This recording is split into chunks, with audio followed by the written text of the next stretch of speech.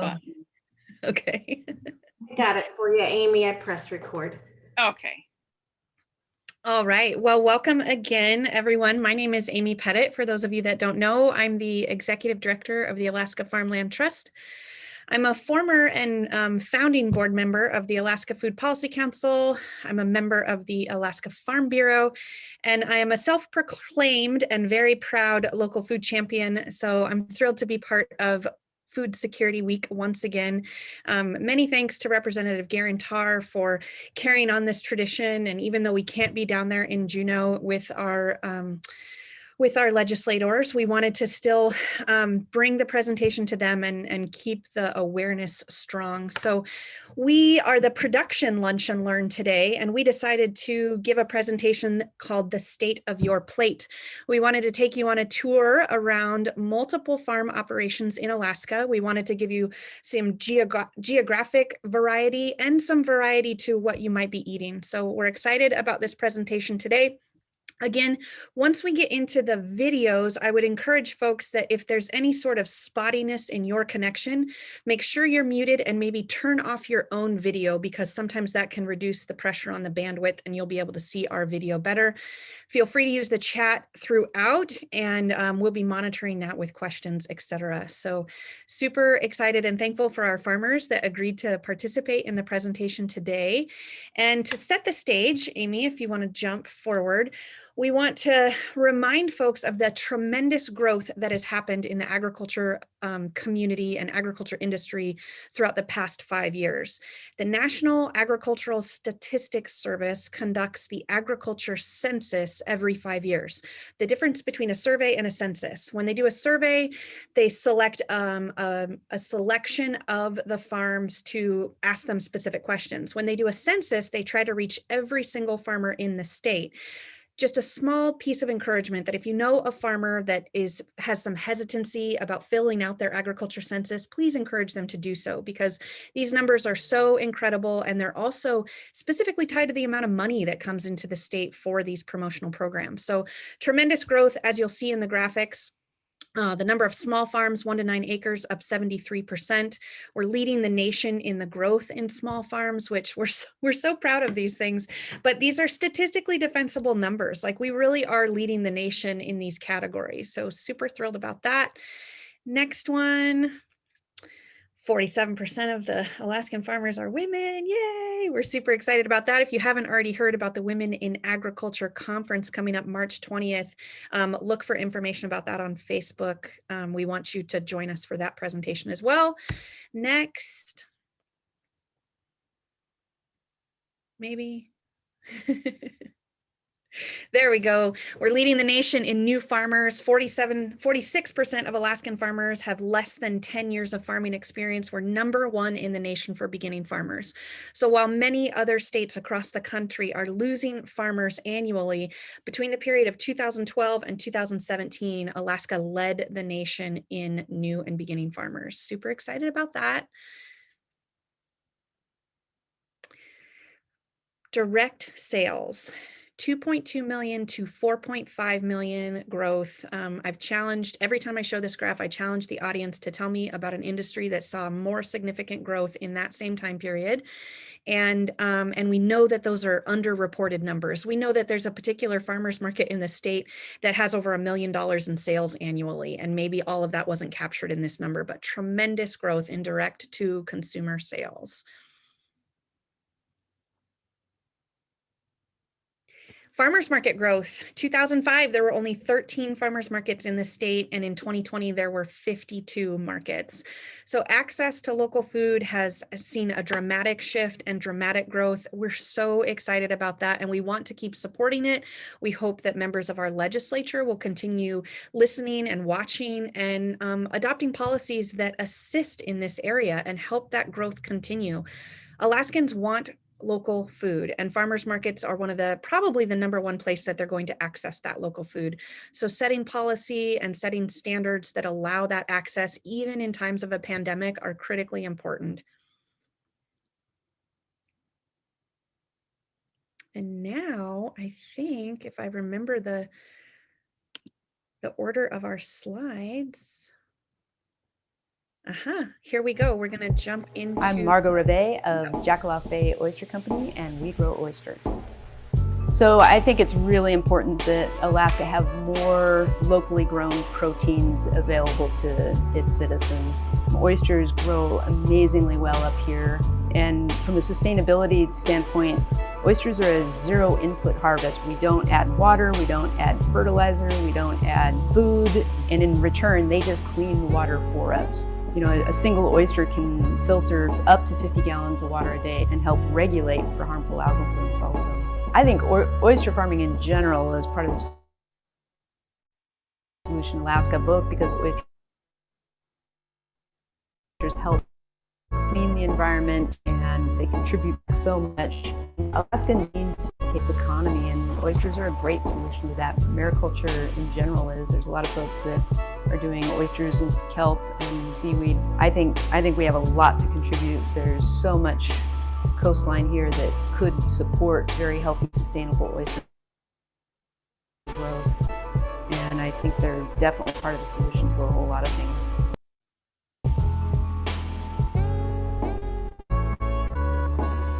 I'm Dave, founder here at 49th State Brewing Company, and we're excited to bring you our new oyster stout. These are made with Jakolof Bay oysters, and to me, it's a perfect marriage. I love the clean, fresh, briny flavor of that oyster that picks up what we refer to terroir. It's just like the love of what you see and find in wine. We're mixing that flavor in with our roasted stout, dark stout beer, and enjoying fresh oysters. And it was an incredible experience. The yeast was still in the beer, providing vitamins and all the nutrients from fresh oysters, including the high levels of zinc, which is something even today it's great for colds and even viruses. This was the working man's meal. We're not the first place to do it, but we're the first place to connect this with Jakolof Bay. The oyster shell helps clean the beer and balance the beer. The body of the oyster also helps bring some salinity and brininess to the beer, similar to styles in the market like the Goza today, where they finish with this slightly salty finish, and that marriage between that flavor of a roasted stout and also adding the oysters during the boil part, which we add the entire oyster to it. Does it taste like oysters? No, it doesn't have the exact taste of an oyster. What the oyster is adding to the beer is it's balancing the beer, and it's also adding a briny salinity to the beer, which makes the experience of drinking this beer the gateway to wanting to try fresh oysters. So we're hoping to work together and support Alaska aquaculture and support all oyster farmers, and we're celebrating here with Jakolof Bay Oysters and our version of oyster stout.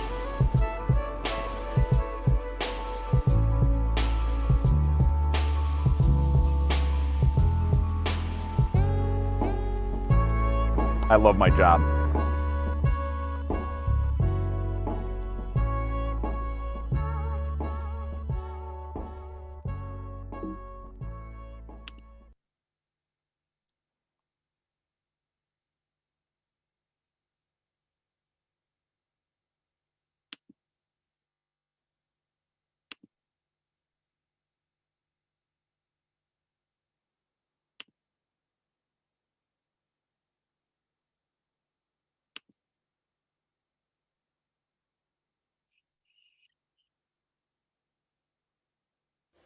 Hi, I'm Kelly with Arctic Harvest.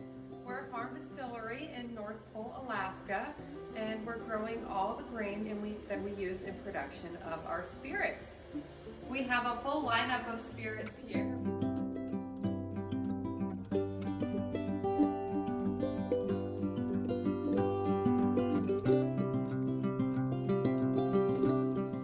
Here's a view from inside the tasting room of our field. Obviously it's winter right now, but that's where we grow grain, and then we also have a garden and a corn maze during the summer months right out there.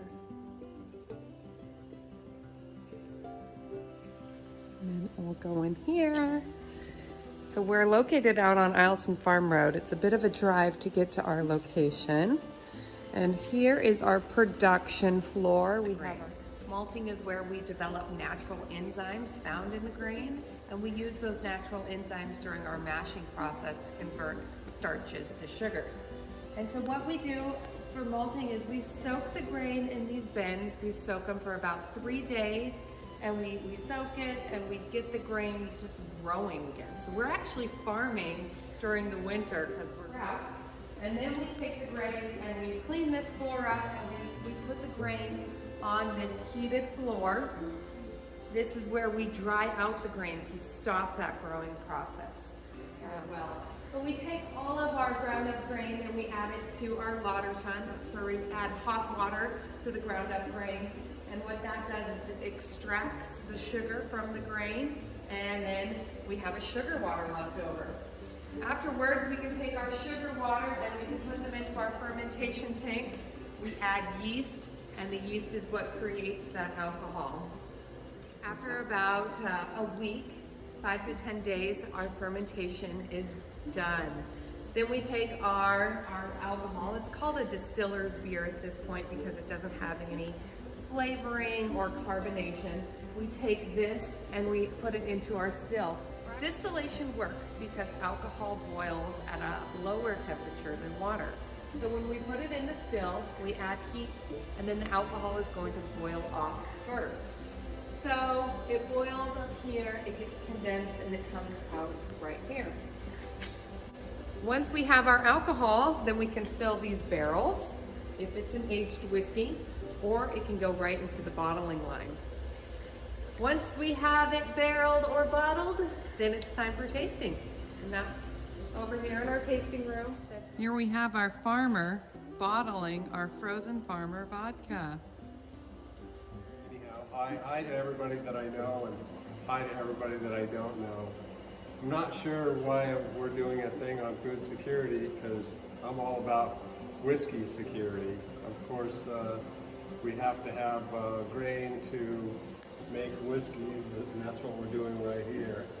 So we're just finishing up a tail room.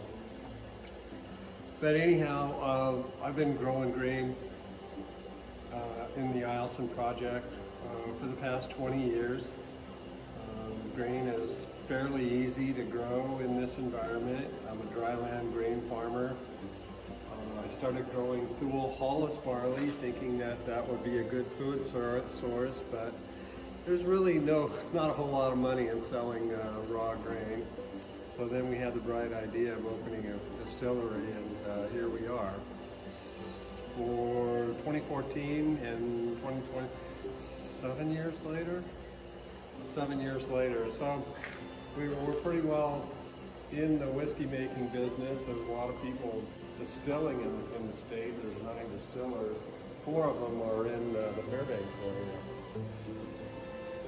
So I can, in terms of grain, I can grow just about anything. Wheat, rye, barley. My yields run average about a ton to the acre.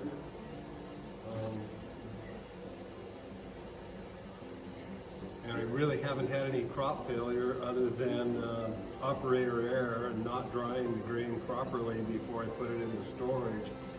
But I think I've got that problem solved. It only took 20 years to do that. As far as food security goes, if you want more food, you got to have more farmers. And one way to have more farmers is to have more farm ground. Currently, we live and operate on Ag Covenant ground. Ag Covenant means that you've got to ask the state for this and that if you want to do anything on your ground. We do have an approved farm conservation plan for this facility, thanks to the Division of Agriculture and the Soil and Water Conservation District. However, I've been a proponent for eliminating many of the regulations that go along with the Ag Covenants. And one only needs to go as far as your local banker to see if you can get a loan on your farm ground, and I'm pretty sure he's not going to loan you a dime on your farm ground. So that's a major drawback for any new farmer to find financing. Yes, we do have the agricultural revolving loan fund, but I think there needs to be more financing available. If farmers were able to sell their land without asking the state permission, and new farmers were able to build their house on their new land without paying the state $6,000 for a farmstead, I think we'd have more farmers. We have lots of ground. I do thank the state for creating the Ag Covenant grounds and dispersing farmland to farmers back in the 1980s and beyond. But a lot of that farm ground is not being farmed because it is fairly expensive to farm. The margins in farming are very slim. Plus, it's capital intensive. You have to have a lot of expensive equipment to do even the farming that we're doing. So it's tough for new farmers to get into the business. And I'm just throwing the Ag Covenants out there. I've been a proponent of eliminating the Ag Covenants, but I think at this point it would be more important to eliminate the regulations associated with Ag Covenants. Smaller parcels, loans from regular banks, and that sort of thing. I'm more than willing to answer any questions that you might have about Ag Covenants, but I got to get back to whiskey making right now. So long. We hope to see you at the farm soon.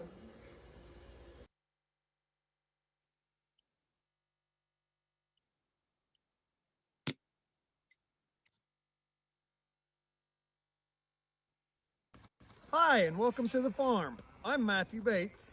And I'm Angie Bates. We own and operate Blue Creek Livestock and Alaska Natural Foods here in Delta Junction, Alaska. Matt and I have 3 young boys that can help with the day-to-day tasks and 1 little girl that oversees all of us. In 2016, we moved our farm from Idaho to Delta Junction, Alaska. We get asked a lot why we chose Alaska. We came here to farm. Our families in Idaho think we're crazy, but farming in Alaska gives us the opportunity to produce healthy, wholesome, and homegrown foods for our community and our family. I grew up on a cattle ranch in Idaho, so cattle have always been my thing, but I grew up with my grandma as our range rider. So I grew up living in a little camper with a herd of cows in the middle of nowhere, Idaho, and that's where my love of cattle and agriculture came from. So that turned into, I ended up taking over the family farm with Matt in Idaho. And that's when I learned to be an AI tech so we could breed our own cattle, and cattle genetics just kind of became my niche. And I really enjoy breeding cattle and making cattle and trying to build the best meat product that we can for Alaska. We farm because we have passion for the cows, passion for food. We love the way that the lifestyle is for the kids. I mean, there's no better way to raise kids than chasing cows on horses. There's nothing better than to watch the joy and the boys smiling and the baby smiling as she's riding around chasing cows, and hear a 2-year-old say, "Hup cows, hup cows." You know, that is fantastic. It just brings joy to your heart. In the summertime, we bring neighborhood kids over to play with the bottle calves, and to see them try to lead a calf for the first time and get ran over and stepped on, and understand that they don't get hurt even though it hurts. It brings a smile to my face every time I see kids get licked by a calf for the first time. It is awesome. Kids that have never had exposure to farm life, and we bring them out and let them handle the calves that are raised on a bottle, so they're super friendly. They're like to chase kids around and follow them around, and it gives the kids an opportunity to clean a stall, to milk a cow, to chase a cow, to lead a cow, to ride a horse, and stuff that they would never experience otherwise. We have a very diverse livestock farm. We raise beef cattle, pigs, and 200 laying hens that are free range. And when I say free range, I mean you have to watch out when you pull in the driveway or you're going to run them over. Some people may ask, how can I build food security in Alaska? I'm not a farmer. Not to worry, we have some ideas to help you get started. 1, buy local food. Farmers need support every day. Alaska residents want to know that they have access to food every day. Food doesn't grow overnight. In order for farmers to support the community in times of need, our community needs to support the farmers every day. 2, prepare for the future. Do you know your farmer? Do you know where your food is grown or how it is raised? We welcome visitors to our farm to see what we do and how we do things. If you can grow something, do you? If you have a window, are you growing your own herbs? Do you have a garden? Do you have the skills to preserve your own food from a farm you have visited? Number 4, visit farms and learn about your food. How is it grown? How is it handled? How is it processed? Can you make what you're eating in your kitchen? If not, why? Is it the fact that a lot of what we eat is more of an experiment than food? Should we eat it? Time in the kitchen preparing a meal keeps us in touch with what we put in our bodies. Number 5, show gratitude for the people who work so hard to provide food for the rest of us. Understand that if an emergency comes and shipments are delayed, farmers will do their best to provide, but we have to be profitable. We don't have the ability to forecast an emergency and all of a sudden increase our production. We need support every day so that we don't need to forecast an emergency. It's just another day in Alaska. Our customers are here, their food is here. We can all be a part of food security in Alaska. 95% of the produce consumed in Alaska comes from out of state. What if the out of state shipping stopped? If you consume out of state products, you'd face a food emergency. Hence the idea of food security. On the contrary, if you consume Alaska grown products, the fact that out of state shipping stopped would not affect you. Alaska Natural Foods and Blue Creek Livestock believe that the solution to food security is simply not to have an emergency. Blue Creek Livestock and Alaska Natural Foods believes in the future of food and agriculture in Alaska.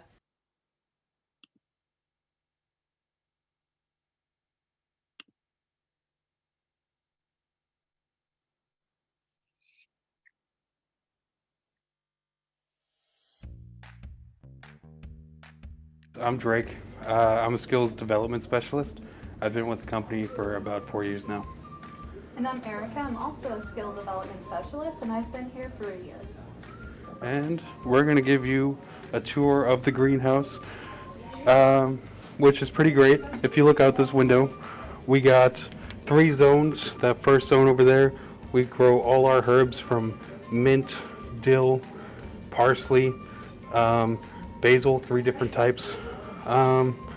And in the second row right here, we grow mainly lettuce in here, and we do experiments in the back over there.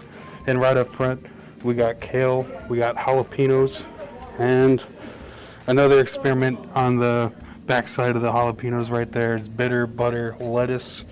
And zone 3 right over there, that's all lettuce pretty much. And it's 8,000 square feet, and there's roughly about 1,600 towers in the system right now, all filled with our delicious produce that you could get pretty much anywhere. So right over here we got our clinical services. We provide a lot of stuff like group therapy, regular therapy, and we got case managers here who could help you do a lot of adulting stuff and help you figure stuff out. Like they can help you get your driver's license, they can sign you up for classes, they could help you look into colleges and like the credits you might need. They could sign you up for GED classes and such, and group therapy. We work with Alaska Harvest Deliveries, and we also work through this AC store as a nonprofit organization. Basically, we keep the doors running by all the work we do, and For the GAP, we also accept grants. And here, kids get to learn lots of great job skills. They learn how to work in a team. They work fundamental work skills like showing up on time, how to, one, keep a job, they learn how to run a complex hydroponic system, which is a lot more work than you think. We get apprentices through 9-Star and CITC. Those are our wages.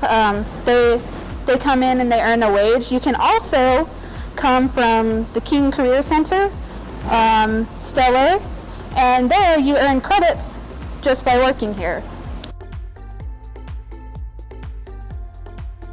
Alaska Seas of Change was awarded funding from the WIOA Youth Program here in the state of Alaska that provides personal and professional development goals for youth who may be at risk or have other barriers that may prevent them from achieving their educational and personal development. This allows us to directly serve and reach out to youth that in the community that would otherwise have to go through community partners like 9-Star and Cook Inlet Tribal Council to be a part of our program. So now we're at the start of our operation. We got our wood pulp. We got a plug right here. It's made out of wood pulp, which it's basically scraps from like a wood chipper, pretty much. And then it's made into this boy. And then when we're seeding, we want to grab these seeds right here. This little white thing is clay, and the seeds inside, and the clay acts. It's preventable. It prevents pests and like other things when it's germinating. Like for example, it helps with germination. It speeds it along. It keeps it safe. And then when you grab that seed, you just put it in there. You do that a couple hundred times, and then bam, you got jalapenos. You got lettuce right over there. All right, so this is our ABC tank. This is where all our water is stored, and in addition to this holding our water, it also has these 2 buckets of nutrients that get introduced to this water every so often. And then what happens is when that water and the nutrients mix, it gets shot up into that pipe right there, and it goes all throughout the system into these feed lines right here, and then it goes into the drip line. That's right here, and it drips, goes all the way through down the tower. It gets all the nutrients in the wicking strips. It hits the roots. And then when it's done with that, all the excess amount of water into the gutter, and then it gets shot back into the big IBC tank right here. There's a additional tank that's underneath the IBC tank that filters through and takes out all the bad stuff like the dirt, algae, and then it gets redistributed, and the cycle continues after that.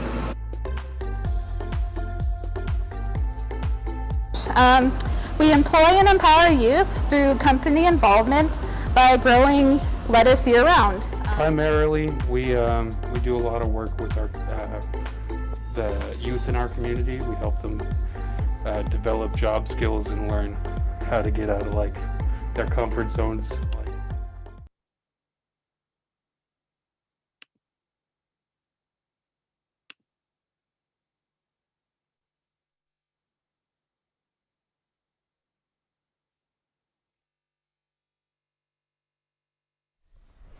Hi, welcome to Kodiak Baptist Mission's Heritage Farm and Ranch's Goat Dairy here in Kodiak, Alaska. Come on in, let me show you around. All right, this is our milk house. This is where I put together all of the machines, where we sanitize everything at the beginning. We milk 4 goats at one time, and right now I'm milking about 20 goats. By summer, we'll milk between 25 and 30. Just depends on the time of year exactly for us. So pretty simple, pretty small, but it gets the job done great. We're going to take you back into where the magic actually happens in the milk parlor. All right, this is our milk parlor. We bring all the goats in the morning and milk them here. As you fully know, Kodiak is an island. So all of the materials we have here either had to be flown in or brought by boat. So you have to get pretty creative, I guess. We constructed our own stands here. We retrofitted feed containers to be able to fit, and everything you see meets grade A certifications for us. All right, welcome to our processing room. Really, I can touch from one side to the other in less than 2 seconds, but this is where all the important things happen. We bring the milk in here, it goes into our holding tank, and we process that milk. It's very important to us, being a grade A certified dairy, that we knew that our products were of the best quality and safest for our consumers. That's what a grade A certified dairy ensures for us. We know that our temperatures are correct because we're checking our machines on a monthly basis. We know that our milk's hitting the right temperatures because I record it every single day. I wouldn't get in a car and drive down the road without insurance. And that's what this does here for us. I know that our milk is of the highest quality and safest for our Kodiak community here.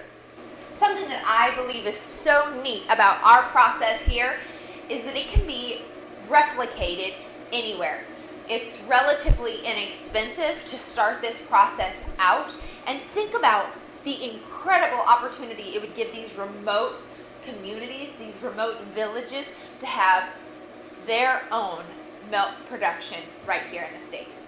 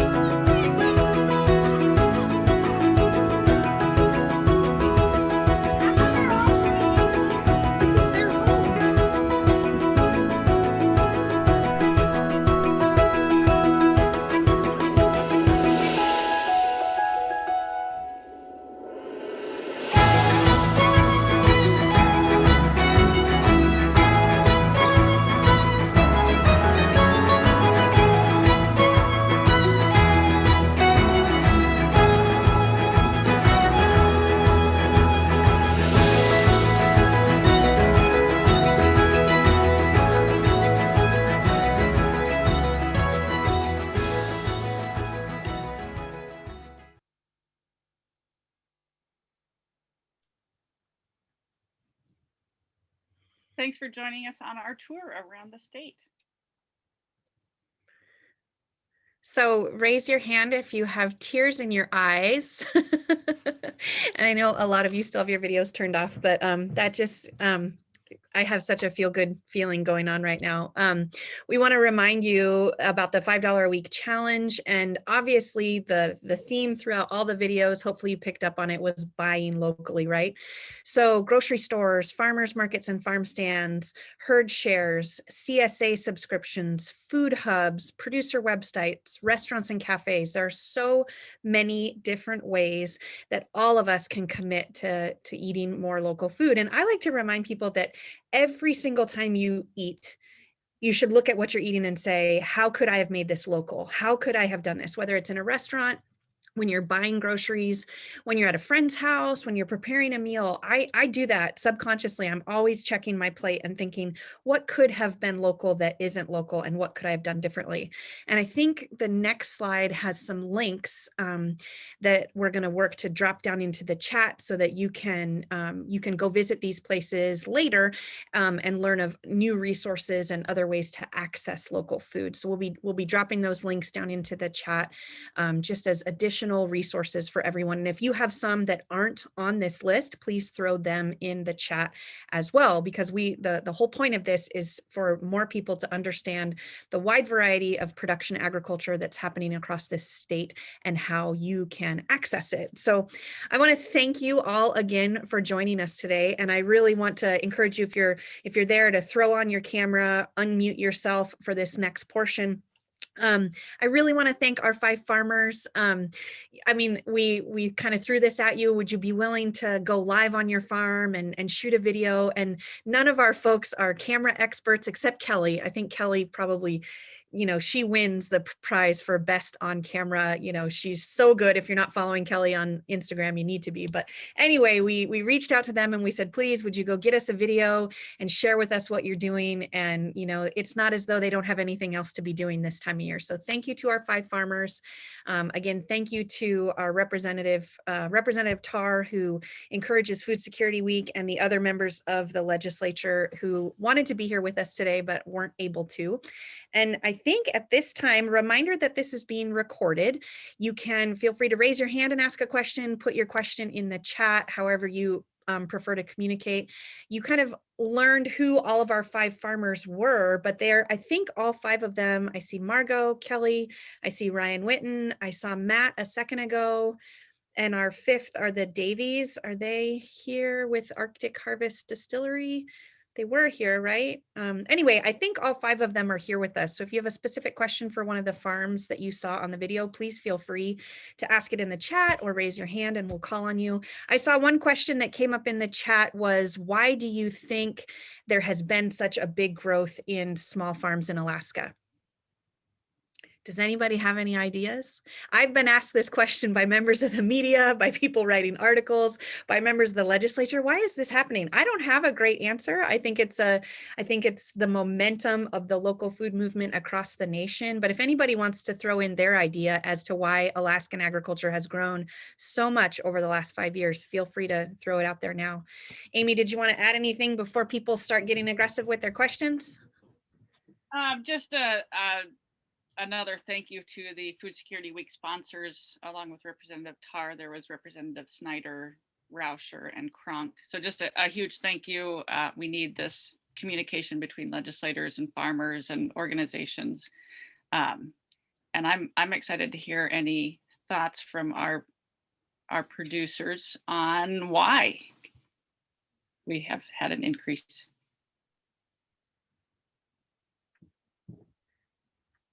I don't know if Matt wants to add to it. You mentioned it a little bit in your video, Matt, why your family chose to leave Idaho and come to Alaska. Do you want to go on about that a little bit more, or remind folks about why you made that move?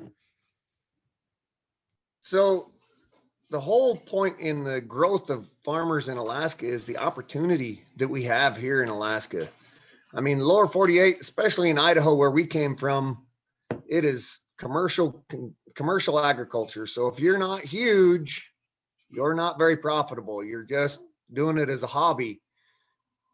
Alaskan agriculture can be, everybody with a small garden can be profitable. Everybody that has 20 milk goats like Kelly down on Kodiak Island. I mean, there's just endless opportunity for food security in Alaska. With the shortage of food that is produced here, we really need more farmers. We need more consumers of Alaska grown products so that the farmers that are here can expand their farms. We have more land and more water than any other state in the union. We need to get that in production and feed the Alaskan people from Alaska grown products. Thank you, Matt. Any of our other farmers or producers, Ryan, or I see there's Kelly and Stu. I don't know if you guys want to add to that. Anybody have any other ideas as to why the Alaskan agriculture industry has grown so much in the last 5 to 10 years? Which I'll throw out one thought. We've had a lot of disruptions in that amount of time, from dock worker strikes to earthquakes and now a pandemic. And I think there's been a lot more conversation, especially in 2020, about buying local and making sure we have local production so our store shelves don't go empty. Yeah, I think that's some really good points, Amy. I think being invested in our state and the future of our state, we recognize that it's important that we have local food production. And it's also really satisfying. I mean, it is so rewarding to grow something, to raise an animal, to know that it's going to feed you, to feed your community, and it's going to help, nourish life up here. There's something very rewarding to that. And so being able to be so close to your food system is a pretty powerful experience. So I'll throw out a question that gets brought up quite a bit. What's been one of the most challenging aspects of getting your operation going? What's been one of the biggest struggles? Oh man, I got an answer for that one too. For us, we're growing indoors, we're growing hydroponically. When we first started growing, we were kind of figuring it out as we went.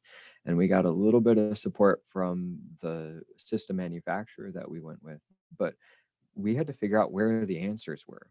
And we had to figure out and learn a lot as we were going through the process of running our farm and teaching the folks that we work with. And so for us, we had to rely really heavily on the cooperative extension, on folks within the university system. They saved our butts. Being able to call somebody and say, hey, I've got this thing that's crawling around on my plants and I don't know what it is, help me. And then they can give you an answer for, at the beginning, it was like, oh, I didn't know what an aphid looked like. I didn't know what a thrip was. I don't, all of these things that I now know of, I know about them in large part because of our cooperative extension services, because of the folks in our university system. And so finding that information and being able to find it within our food system is really important. And so, it's a little concerning to me to hear that there's been maybe a little bit of lack of support for those resources that are so vital for us. I think it's really crucial that we have a strong education system, that UAF and UAA continue to be supported, because they help us be able to keep running our farms, and they give the folks that work with us here at Seeds of Change a place to go when they want to keep learning and keep growing in their careers. It really hurts my soul to see these folks have to leave our state to go get education, because when they leave, there's always that risk that they're not going to come back. And so I want to see our resources, our support stay in our state.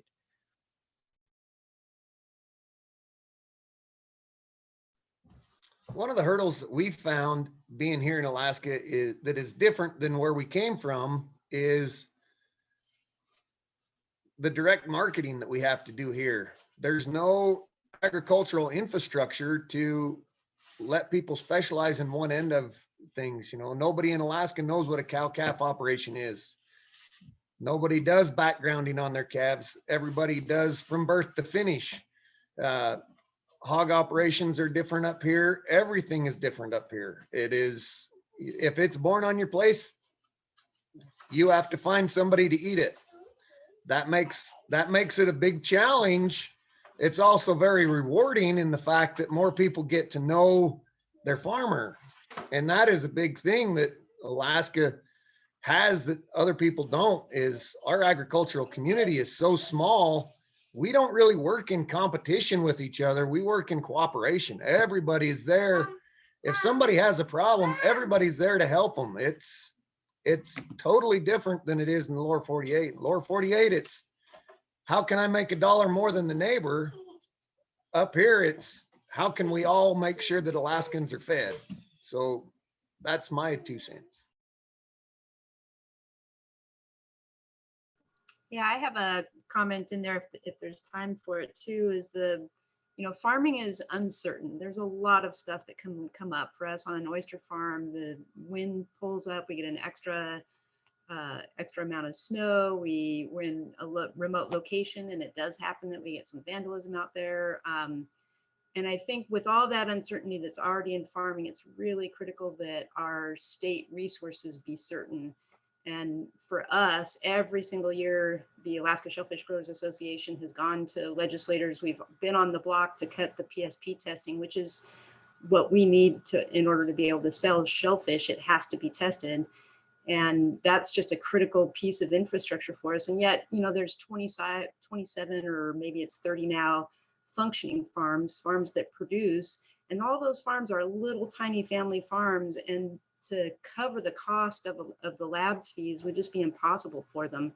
So having that come at us every single year, we're investing into our farms, pretty much every dollar goes back in because it's such a joy to see what you can grow and how you can change for us the shape of the quality of a product. But those testing fees, the threat of them coming back to the farmer every time, or the lab just going away altogether is pretty nerve-wracking. Like that's just, it makes us question. I would say of the biggest challenges, it's one of them, because it really makes us question, should we be in this if the state doesn't believe in supporting it long-term? So that's a big one for us. And I think it's similar for dairy farmers also.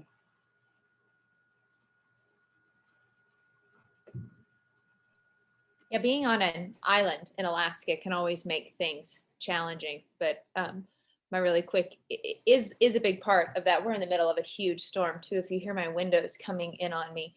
But having the vet services, also being able to get the animals that we need. There are only so many animals on the island, and you can't continue to breed back. You need the new changing animals. You want to increase the quality of your herd to increase the milk, so you don't have to increase total number of always animals. And so I think being able to continue to get animals here to continue to do the production is another really can be challenging part of it, but is important too.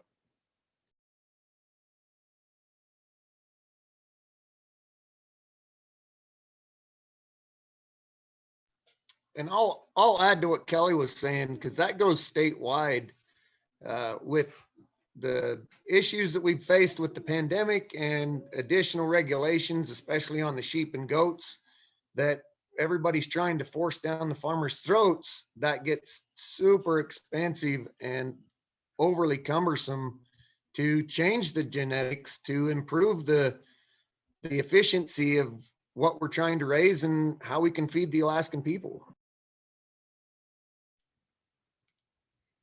I see Carrie's question in the chat. How do we continue to educate others and promote farming across the state? I think Matt did a great job in his presentation, Matt and Tangi, and I just have to say that when I heard Rhea's voice on the video, I just love her. I'm so glad that you guys were able to include her. But what Matt said is so critical. And whenever someone asks me, how do I have an impact on the food system? I say, what are you eating every single day? Every single day you could make a choice to replace something in your food system with a local product.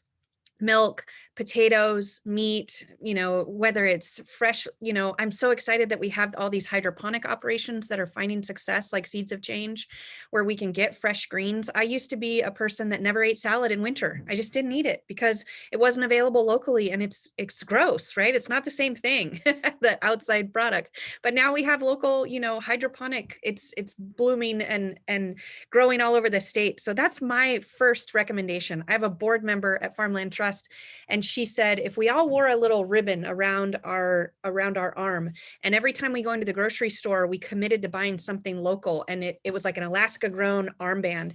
And every time we were checking out of the grocery store, and they always ask you, did you find everything you were looking for today? If every one of us said, no, I didn't find enough Alaska grown. I couldn't find Alaska grown oysters, or I couldn't find Alaska grown milk today, or I couldn't, I wish you carried Alaska grown blank, whatever it is that you wish you could access at the grocery store. If we all, the 29 of us that are online today, if we all made that sort of commitment, it makes its way up the chain to the buyers and the decision makers. And then they come back to the farmers and say, holy crap, I had 10 people ask for Alaska grown radishes. Can you grow radishes next year? It starts those types of conversations. So that's what I'm always encouraging people to do, is ask for Alaska grown, ask for local wherever you're at, and make a commitment. My kids hate that I've made this personal commitment, but we don't buy outside milk. We only buy Alaska grown milk. Oftentimes, thankfully, I think it's a good thing. There's such a big demand for Hefeweizen milk here in the Valley. But if we go to the store and they have no Hefeweizen milk left, we don't buy milk. And my girls are always like, oh my God, Mom, why won't you just buy the outside milk? And it's just, no, I won't do it. And so anyway, so that's my word of encouragement. Just make a commitment to local food, something. You can change one thing for a year and then change another and then change another. But what other questions? Does anybody have any specific questions for our farmers? I see we've got about 7 minutes left till we wrap up. You don't get this kind of access to these producers on a regular basis. So I would say if you've got a question for one of them, now's your chance. Use it. And again, thank you to our farmers for taking time out of your day to be here. It really matters. I don't know if Stu and Kelly are still there behind the scenes, but I want to say we should have a bigger conversation about this ag covenants discussion. Maybe we can have a work session to talk about it, because I appreciate your points, but I'm one of the people that's always going to advocate to permanently protect that land and make sure it stays, in use in agriculture. So that's a hot topic that I'd like to discuss more. What does Robbie say? Oh yeah, that's one of my favorite questions to ask too. What's your favorite way to eat the product that you grow for our farmers? Well, thanks, Amy. This is Stu. Appreciate that. And I know that you were, I would really like to see us work together to save farm ground. I'm not opposed to I'm not in favor of eliminating farm ground by any means. Right. I think the regulations need to change. Unfortunately, there's only a couple of us on here, including yourself, that really know what ag covenants mean in terms of their farming operation. Right. So I had Dave Shady working on it pretty good. I had him all fired up till he talked to you guys.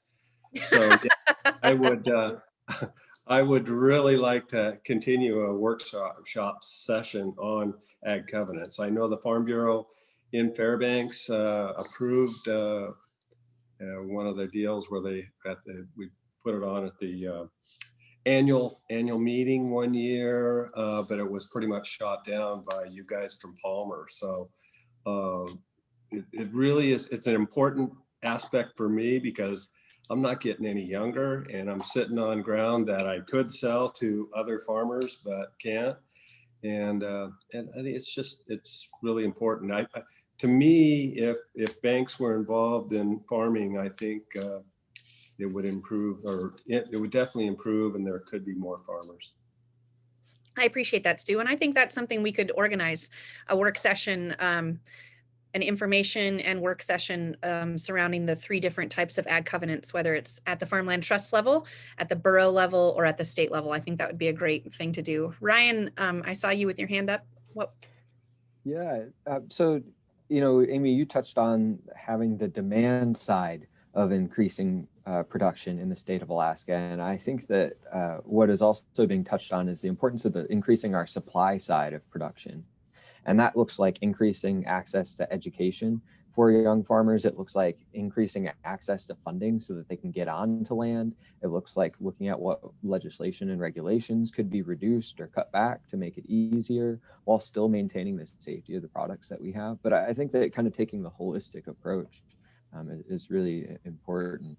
And then for my food question, I like to take our Genovese basil leaves and I'll put maybe some sun-dried cherry tomatoes and some mozzarella cheese in it, and you just eat it as big, like a big roll-up wrap, and it is so stinking good. Kelly, what's your favorite flavor of your own ice cream?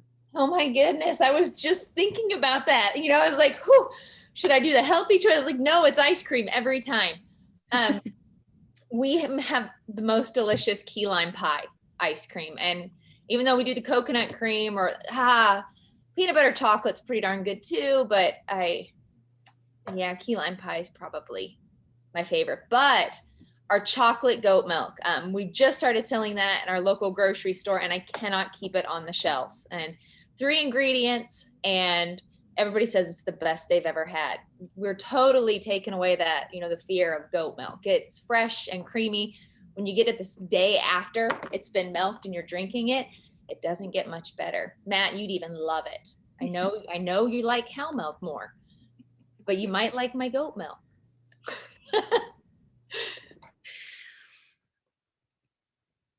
Well, I want to remind everyone that isn't aware, hopefully you're aware that tonight we have an additional component to Food Security Week. We are showcasing the film Eating Alaska, which was produced about 12 years ago by a gal named Ellen Frankenstein down in Sitka. It's a really fun movie that has an overview of our food system, which challenges us to think about policies and changes that we can make. And it's amazing how relevant the movie really still is. But that's tonight from 6 to 7:30. And then we'll have a panel discussion, including Ellen, the producer, will join us for that tonight. So I think Robbie just dropped the link in the chat box. If you've got time tonight to join us, that's going to be super fun. Again, any final thank yous or questions that we need to throw out there, Amy? I think just one thought to wrap up on. Thank you to everyone who's participated in Food Security Week. Hopefully you were able to participate in all the events, Tuesday, Wednesday, and Thursday, all the brown bag lunch series. And hopefully when you think about food security and the food system, it's not, in your mind, it's not just one thing. It's not just production. It's not just the transportation system. It's not just access. All these pieces have to go together. And that's, one reason why all the different organizations have kind of gone to Juneau together to highlight that the food system has to work together. It's all the different parts and pieces. So just a big thank you to all the different organizations involved this week, all the different participants, our farmers, the previous panels from the previous days. If you didn't have a chance to watch, go back and look at the recording that will be up on Food Policy Council's website. And obviously a huge thank you to the legislative sponsors, TAR, Snyder, Rauscher, and Kronk. And thank you, Amy Pettit, for leading today.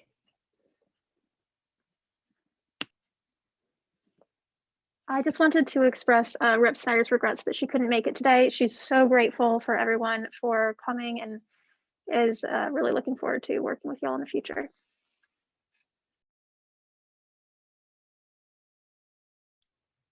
Thanks, everybody. Enjoy the rest of your day, and hopefully we'll see some of you tonight. Eat local.